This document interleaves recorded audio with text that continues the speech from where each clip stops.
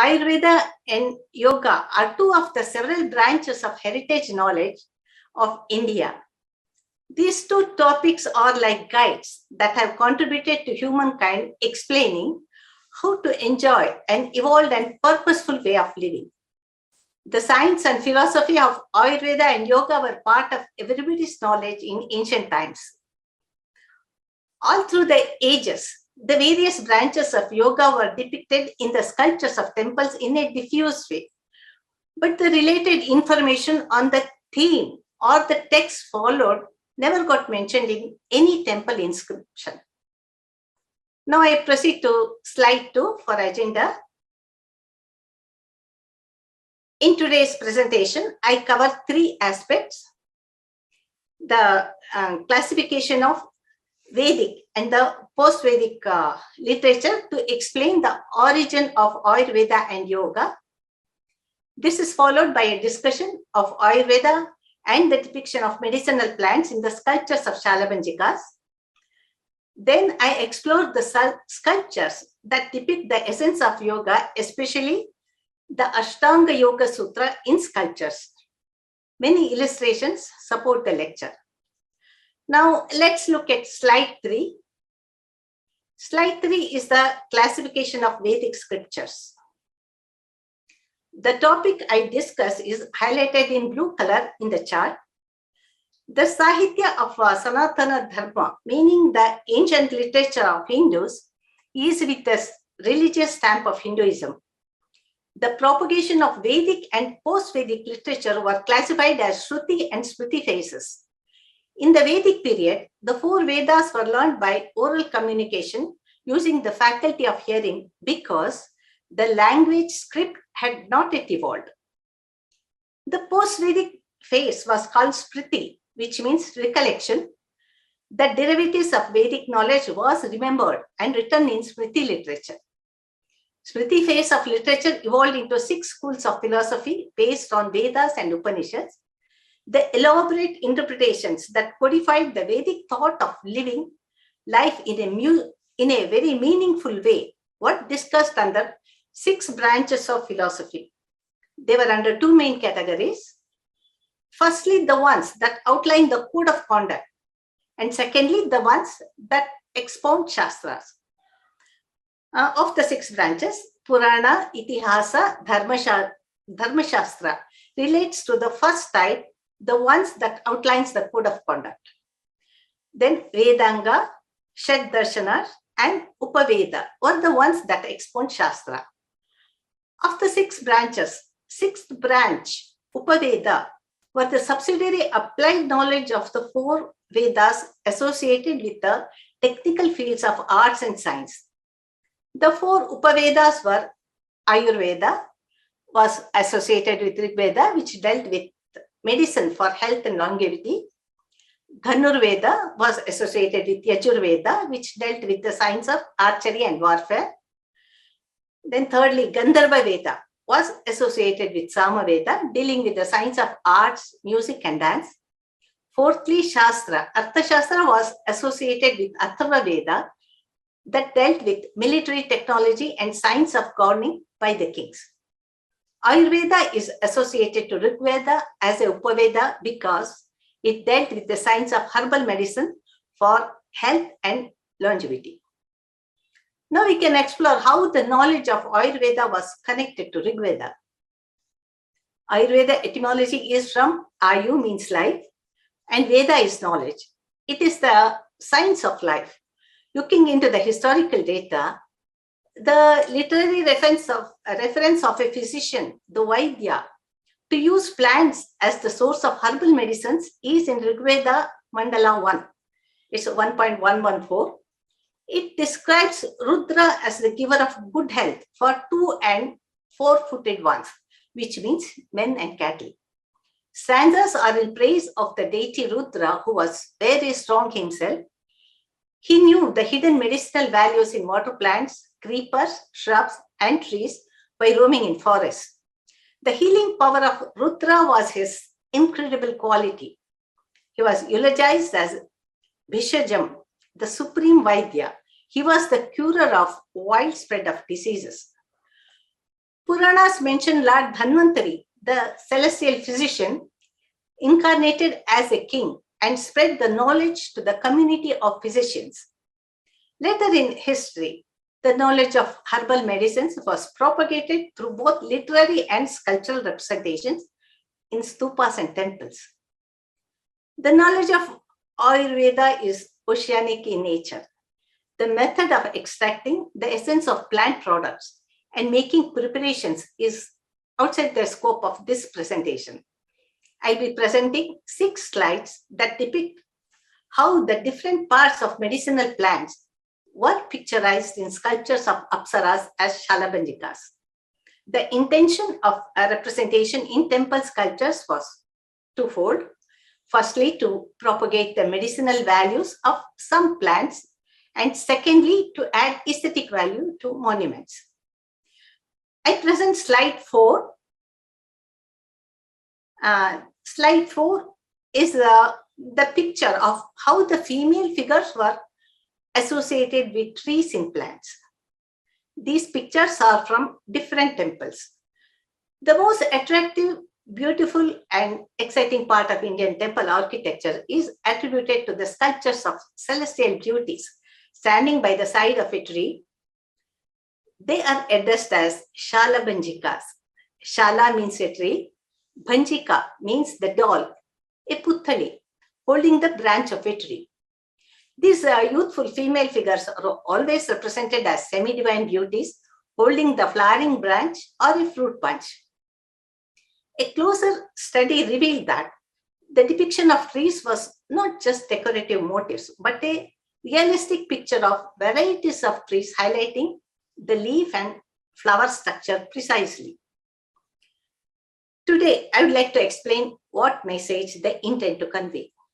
Interestingly, Shalabhanjika figures were part of the Buddhist stupas and Hindu temples right from 3rd century BCE to much later period of the medieval age.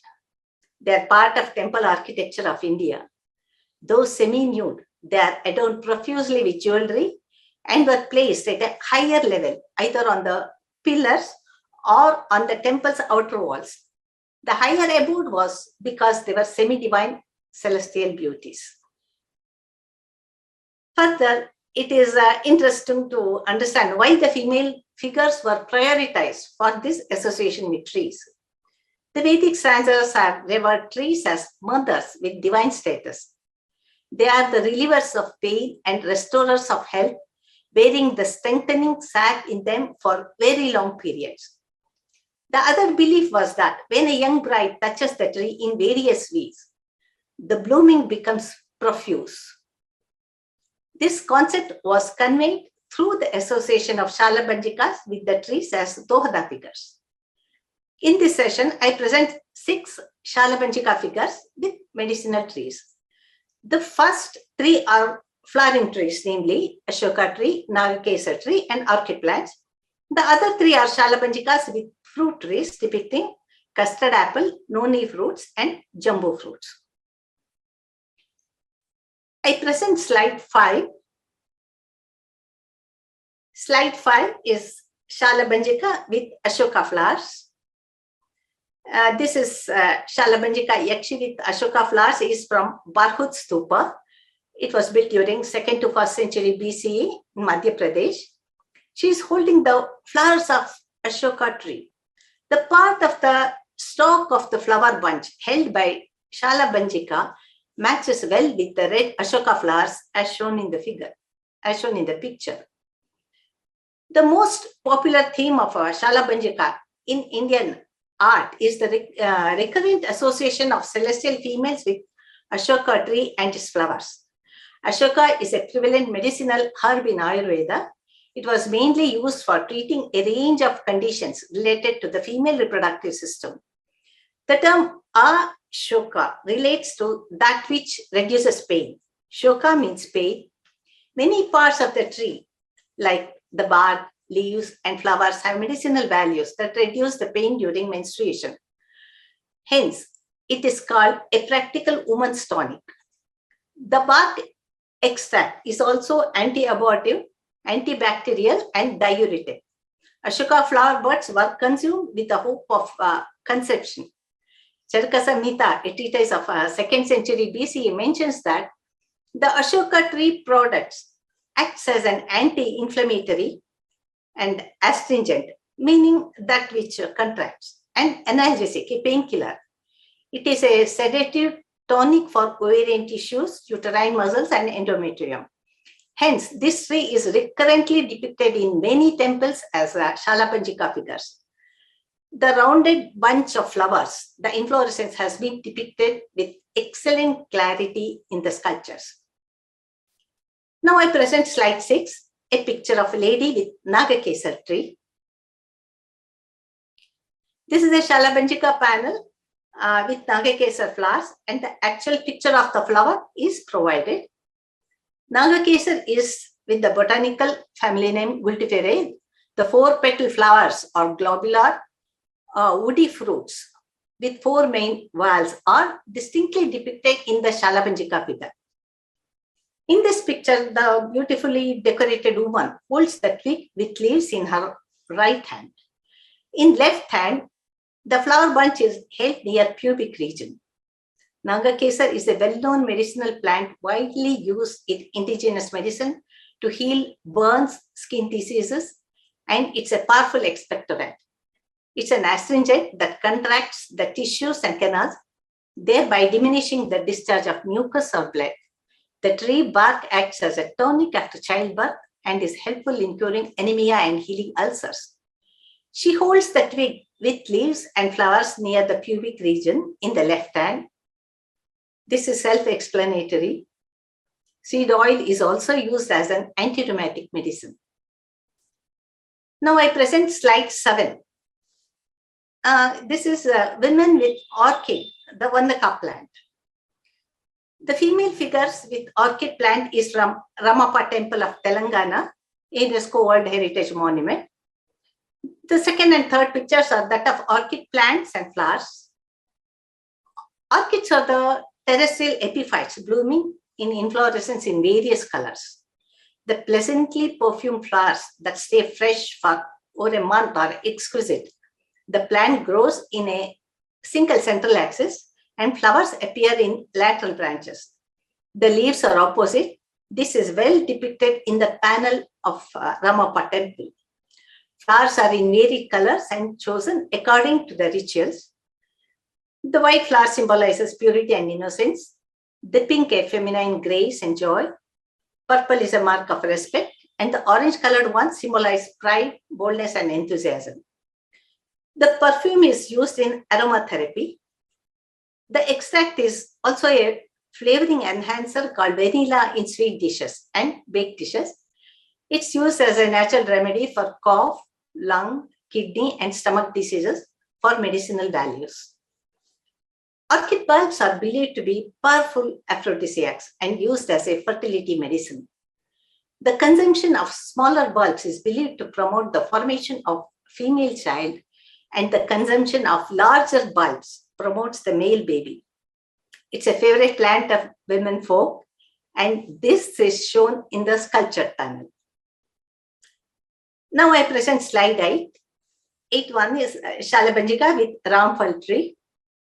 This is from Barhut Stupa railing belonging to 2nd to 1st century BCE. A Shalabhanjika holds the fruit. A type of custard apple is called Ramphal branch. I have also provided the picture of Ramphal plant with long leaves and fruits, which are depicted well in the sculpture. Ramphal helps to reduce the risk of developing cardiovascular problems. It's a rich source of minerals like magnesium, potassium, and helps relieve acid accumulation in joints. Vitamin C in the fruit helps to dilate blood vessels in high cholesterol and high blood pressure cases and further regulate the conditions. It is known to enhance the immunity system of the body due to vitamin C content. The intention of displaying a damsel with this fruit is probably a message to protect the plant, grow more of its kind, and consume the fruits for their nutritional value. I present slide 9, Shalabhanjika with the medicinal fruit called noni. This is a Shalabhanjika with the noni fruits. This is from Raja Rani temple of Odisha. The zoomed part shows her smile and the picture of noni fruits called Ashwika fruits can be seen. The Sanskrit name for noni fruit is Ashwika, which means longevity. The celestial beauty is shaking the tree branch with a pleasant smile. The tree is identified by the long branch of leaves and potato-sized fruits. Noni fruit is also called Indian mulberry. Noni plant belongs to the family Rubiaceae. The ripe fruit is with many seeds and used to treat various ailments. It has a pungent odor and is called cheese fruit for this reason. The slimy pulp is sweetly sour. In Ayurvedic usage, the juice of the fruit is gargled to relieve sore throat. Fruit is also used in uterine hemorrhage, edema, and cough. The paste of the leaves and the stem bark is used to treat skin wounds and ulcers. The juice of the ripe fruit is used as a general tonic. Noni plant is a rich source of phytonutrients and boosts the immune system as it has anti-inflammatory, antiviral, antibacterial compounds. Various fruit beverages are made of this fruit that is rich in mineral content like iron, calcium, potassium, and sodium. I proceed now to slide 10. Slide 10 is Shalabhanjika embracing the jambu fruit tree. The Shalabhanjika panel is from Madhukeshwara temple, Srikakulam in Andhra Pradesh. She is holding the jambu fruit, also called Malabar black plum. The berries are in her left hand, which a parrot is eating. The Apsara stands resting her right leg on the jambu tree stem and entwines her right hand on the branch. On the tree can be seen a Malabar giant squirrel, a rodent which is fond of this fruit. This is marked with an arrow in the picture. One of the fruits above her head is also partly eaten by the squirrel. Ayurveda strongly recommends this jambu berry for treating various conditions of digestive system. The iron content in the highly nutritious fruit purifies blood and used to treat anemic conditions. The fruit is good for heart and controls diabetes as the calorie content is low. It's a good source of vitamin C and controls nausea, vomiting, etc. Our ancients understood the medicinal values well, and hence the fruit trees were depicted in temples as Dohata figures. These Apsara Shalabhanjikas prove that Indian temple architecture had incorporated Ayurveda as part of its architectural creations. They also communicate to sale and propagate the particular tree for community well-being and utilize their medicinal values. Now I proceed to topic 2, yoga in temple sculptures. I present slide 11. Slide 11 is classification of Vedic scriptures. The chart is to explore the origin of yoga in literature. Post-Vedic Smriti literature was classified into 6 manuals of philosophy, of which Shad Darshanas was one branch. Shad Darshanas were the insights of sages based on Vedas and Upanishads. Shad Darshana was further classified into 6 branches or manuals, namely Nyaya, Sankhya, Yoga, Vaisheshika, Purva Mimamsa, and Uttar Mimamsa. All 6 branches aim to attain the knowledge of the soul, but with different approaches. Each manual had its author and literature.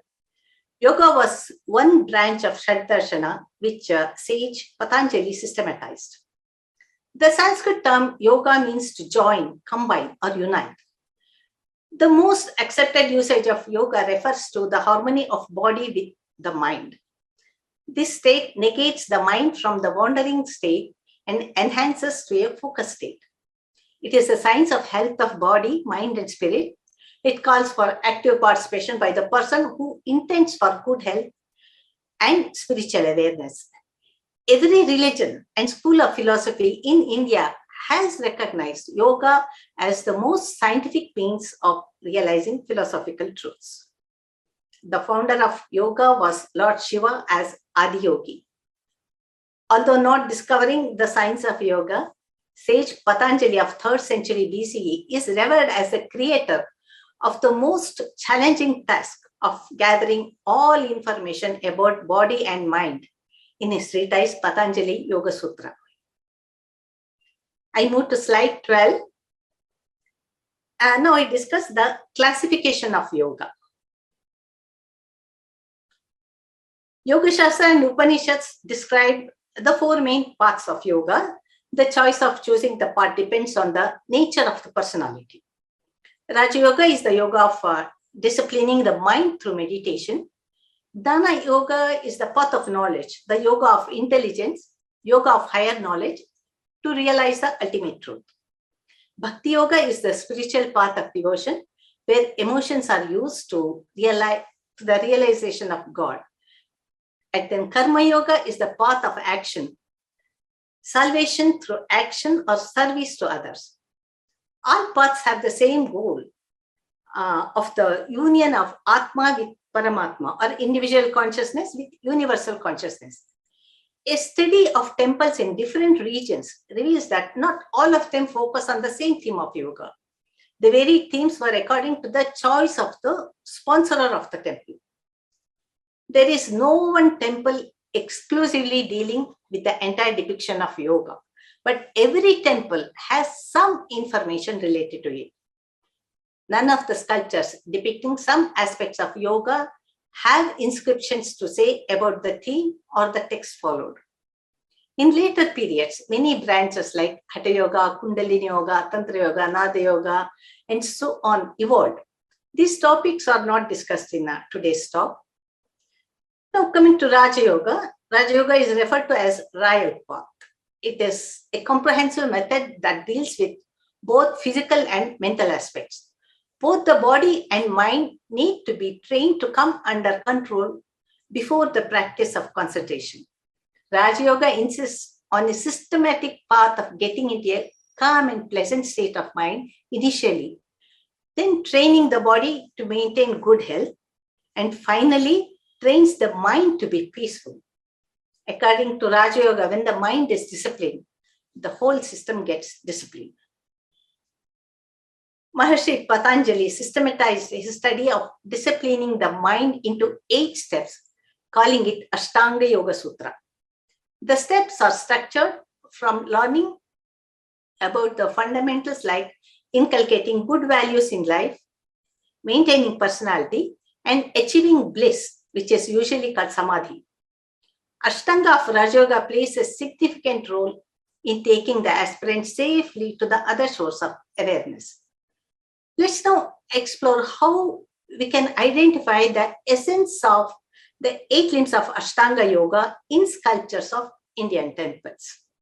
The 8-fold steps of Ashtanga Yoga is listed in Sutra 2.29. They are Yama, Niyama, Asana, Pranayama, Pratyahara, Dharana, Dhyana, and Samadhi.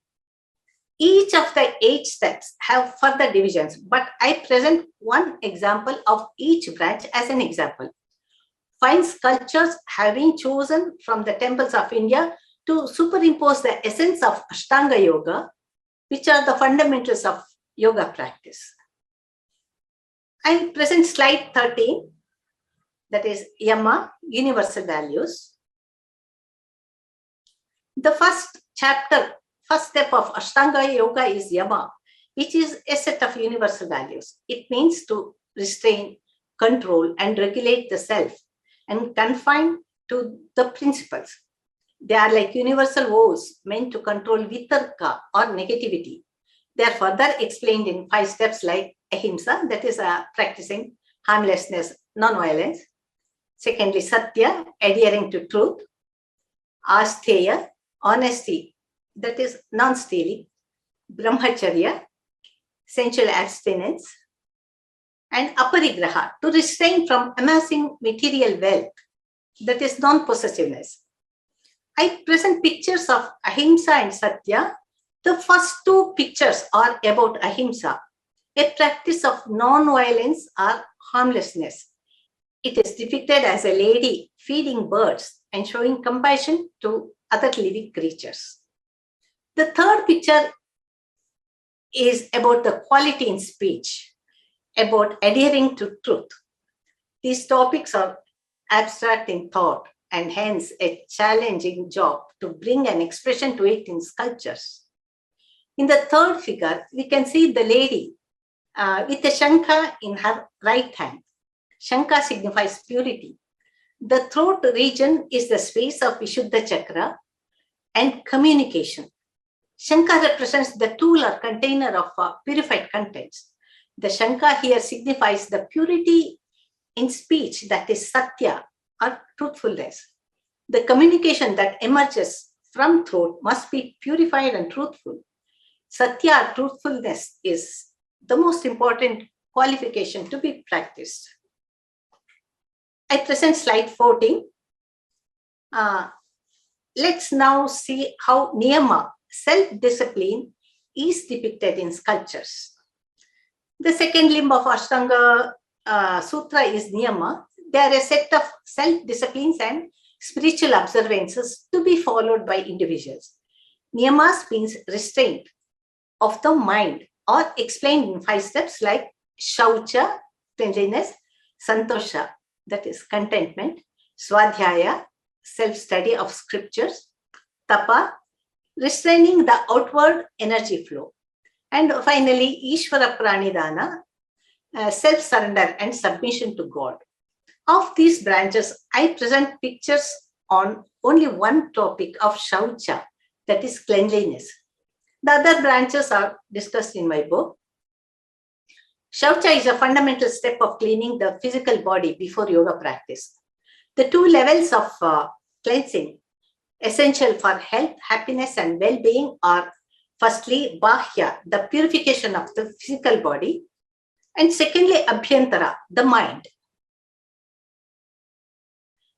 The first sculpture is a picture of bahya shaucha, and the other 2 are about antarika, that is abhyantara shaucha. They are with a scorpion. These sculptures are from Rani ki vav, a temple of 11th century CE, and Khajuraho, both are UNESCO World Heritage Sites. The first picture is about bahya shaucha. The celestial beauty is seen with twin babies. Child is a universal symbolic representation of cheerfulness and purity of thought or mind. One baby is near her foot. The lady pours water from the purifying jug and is indicating the anal part of the baby. Indians clean the anal region with water after defecation. The other child is in her arms, holds 2 balls in both hands, depicting a happy state of mind and happiness with the attendant. Now, why was cleanliness of body and mind given so much importance in yoga? Hindu spirituality believes that a pure mind can only exist in a pure body, and a clean body promotes purity of thought. When neglected, the body gets clogged with waste and loses its ability to absorb nutrients and throw out waste products. When wastes are accumulated, it imbalances the nervous system and the brain. Water is used to clean the physical body, while knowledge cleans the mind. We can now see how cleanliness of mind, that is antarika or abhyantara shaucha, is depicted in sculptures. In the second and third pictures, a scorpion is depicted approaching the sex organ of the lady. Her face shows agony. Lust and other negativities are compared to the silent movement of a scorpion on the costume. It may go unnoticed initially. Unstinging, the poison that gets into the system is painful. Yoga Sutra 2.32 says, Abhyantaram Chittamalanam Akshalanam. The impurities, dirt or filth of mind which stays within the body is indestructible and should be purified. Uprightness, honesty, purity of thoughts is cleanliness at mind levels. The dirt of mind, like lust, anger, greed, envy, arrogance, jealousy, that are classified as 6 enemies and called Arishad Varga. Especially lust within is compared in sculptures to a scorpion called Vrishchika in Sanskrit. As per ancient literature, the symbolism of scorpion carries an ever-present aura of passion, lust, and attraction. In sculptures, it is always depicted as a scorpion approaching the sex organ. Sexual energy, when does not succumb to the cravings of lust, anger, ego, or pride, can be used as a totem power for one's advantage in the required field. This theme can be seen in many temples of India. I present slide 15. Slide 15, it's the third step of Ashtanga Yoga, that is asanas. Asana means the posture suited to profound and abstract meditation. Of the several postures, I present only 2 examples of Vrikshasana and Matsyendrasana. The third step of Yoga Sutra is more about physical culture and not about mere physical exercise. The careful observation of leg postures are helpful to identify the asanas depicted in sculptures. While practicing Yogasana, the body remains motionless for a stipulated period, blissful and comfortable in a specific posture so that the body does not feel the firmness and is without pleasure or pain. It stabilizes the body and mind. Many panels in temples depict asanas or postures of meditation. The first picture is Vrikshasana, balancing the body like a tree on one leg and meditate. It's like Ekapadasana, standing on one foot and lifting the other up to knee level, which signifies the movement of the body is arrested. This asana is in many temples to depict yogis and saints. The figures in the second panel show a posture similar to Ardha Matsyendrasana, which gives a twist in the torso of the body, a posture that is practiced in yoga sadhana. The twist of torso also brings a change in the thought process from worldly to an evolved phase. The yogic postures of asana and hatha yoga are profusely depicted in the sculptures of temples. Now I present slide 16. Let's explore the fourth limb, pranayama, of how breathing techniques are depicted in sculptures. This panel is from Khajuraho temple. According to Yoga Sutras, the systematic breathing techniques are called pranayama. The word prana is life force and ayama is to lengthen or regulate, make a pranayama. Every cell of the body relies on the breath for its survival and rejuvenation. Regular practice of pranayama controls the rhythm of inhalations and exhalations. It stabilizes the flow of life force in our blood vessels and bringing the wandering mind under control. I present the panel with a picture of a teacher with disciples who demonstrate 3 phases of breathing techniques. They are inhalation, retention, and exhalation of breath. The panel has 4 male figures. I focus on each one of the 4 figures and for the hand gestures also. The central figure is the teacher called Acharya, holds the compilation of palm leaves, the scriptures in his left hand. His belly is bloated tight like a pot, holding or retaining the breath after deep inhalation. The holding of breath is called kumbhaka phase or retention. Kumbhaka means a pot. With the prolonged retention of breath, the yogi gains control over the muscles of the body. A similar figure to his right shows the slow and deep exhalation phase called Rechaka, where the tummy is withdrawn and moving near the back. Both figures show the ideal sitting postures called asanas and the fold at knee for the practice of pranayama. Of the 2 figures to the teacher's left, one is standing, touching his nose. He shows the breathing technique of deep inhalation by holding the nose as required in alternate nostril breathing called Anuloma Viloma Pranayama. The other figure holds the hands near the chest in Namaskara Mudra, indicating the prayer chants called mantras that can go silently with pranayama. It also guides the span of inhalations and exhalations. Together, the postures indicated the positions of Gomukhasana, Sukhasana, Virasana, and Ardha Uttanasana. The sitting postures are maintained during meditation along with pranayama.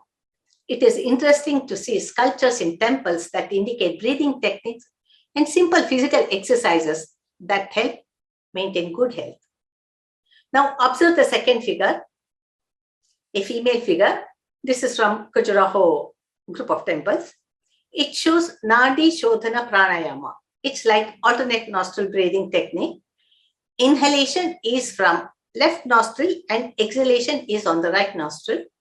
The female figure clearly depicts covering the nostril and pressing the mind in the mid-eyebrow region with fingers. This balances and soothes the nervous system. It helps to clear blockage or blocked energy. I move to slide 17. This is a fifth step of Ashtanga Yoga, that is Pratyahara, meaning withdrawal of senses from mundane world. Pratyahara is withdrawal from external stimulus or control of sensory inputs, turning the attention of all our senses inwards. It's not consciously closing one's eyes to the external world, but consciously closing one's mind. With this withdrawal, the mind gets freedom from the clutches of mundane world. The thoughts shift from external to internal, from outer body to inner spirit. The adoption of simple living brings samyama. The picture shows a Munikanya, a saintly female figure. She shows a monastic type of dress and not focused on self-decoration. Such people enjoy a simple living, observing a withdrawal from worldly connections, which is Pratyahara. The second picture depicts a couple in embrace and a monkey is being drawn into a noose, the hook. The mind is restless and metaphorically compared to a restless monkey. The mind needs to be hooked by a pasha, a noose that binds the movement of mind. It relieves the restless mind from worldly attractions and Pratyahara is achieved. The abstract knowledge of this is conveyed in sculptures beautifully. Now I present slide 18. This is the sixth step, Dharana of Ashtanga Yoga Sutra. It is maintaining a focus, that is concentration. Dharana, the sixth step of Ashtanga Yoga, insists on a steady communication in devotion to God to maintain the mind in a peaceful state for a longer time. It is remembering a deity with concentration for more extended period. The mind may wander sometimes, but it is brought under control by the practice of pranayama. The mind becomes then fit for dharana, where the mind can concentrate with ekagrata, a single pointed concentration. The picture is the depiction of deities almost similar in a row with minor variations. It is a picturization of mantras. Many temples have such representation of different deities. The figure depicts deities in repeated form, which indicates that they are related to mantra sequence and called for the visualization of mantra. The multiple number of name repetitions of deities in 21, 108 or even 1000 like Sahasranama names of deities are sung loudly, which teaches focus, concentration and willpower. The recitation of bija mantras, taraka mantras or the memorization of mantra in silent form or sung loudly also help to invoke a deity within. A visualization helps to understand the essence of mantras. Now I proceed to slide 19. This is the seventh step, dhyana or meditation. In the Dhyana phase, the mind stays in one place, not disturbed by the distractions of any dimension, and mind remains peaceful. The practitioner remains inward looking, in tune with the inner self internally. Dhyana is the self-directed awareness called antardarshana, and a unifying yoga process by which yogi realizes the ultimate reality. Dhyana or meditation is the state of mind where erotic thoughts do not exist. The panel depicts deities. They are Uma and Maheshwara from Khajuraho and Orissa temples. Both panels are almost similar, though they are from different places.